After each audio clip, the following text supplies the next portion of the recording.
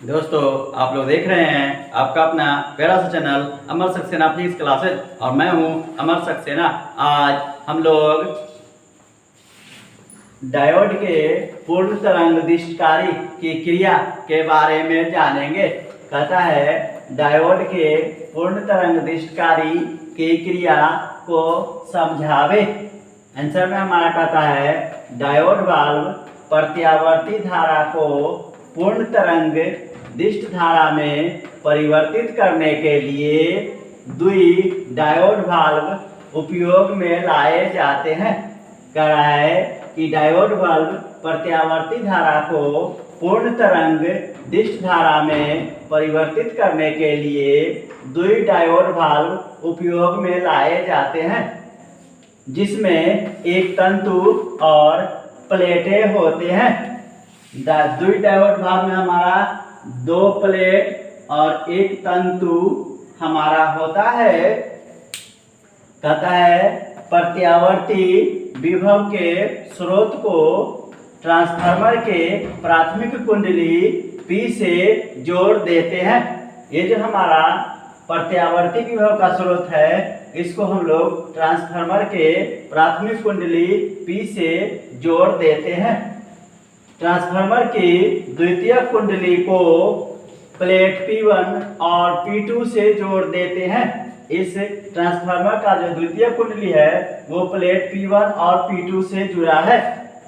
कहता है जिस परिपथ Mn से दिष्ट धारा प्रवाहित करनी होती है उसे डायोड के तंतु F तथा ट्रांसफार्मर के द्वितीयक AB के मध्य बिंदु E से जोड़ देते हैं।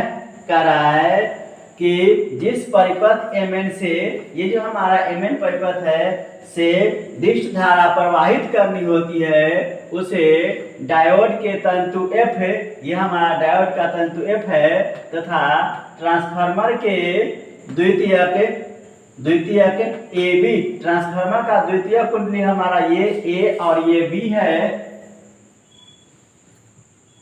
ट्रांसफार्मर के द्वितीय कुंडली AB के मध्य E से जोड़ देते हैं। ये ट्रांसफार्मर के द्वितीयक AB का मध्य हमारा E है, इससे जोड़ दिया जाता है। बिंदु E को शून्य विभव माना जाता है। कह रहा है कि इस बिंदु E को हम लोग शून्य विभव मानते हैं। बिंदु E को शून्य विभव माना जाता है।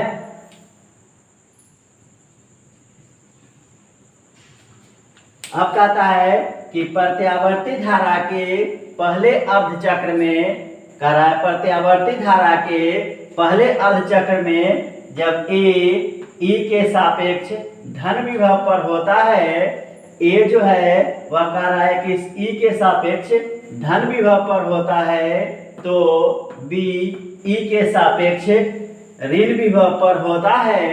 जब A हमारा E के सापेक्ष धन विभव पर होता है तो ये हमारा जो B है वह E के सापेक्ष ऋण विभव पर होता है।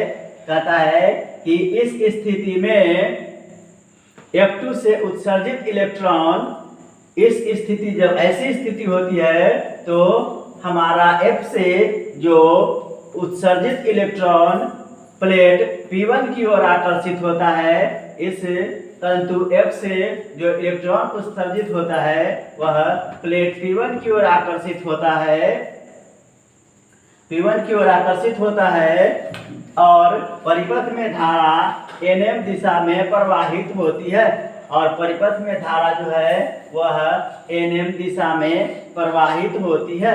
अब कह रहा है कि शेष आधे चक्र में B E के सापेक्ष धन विभव पर होता है। कहता है कि शेष आधे चक्र में जब B E के सापेक्ष धन विभव पर होता है तो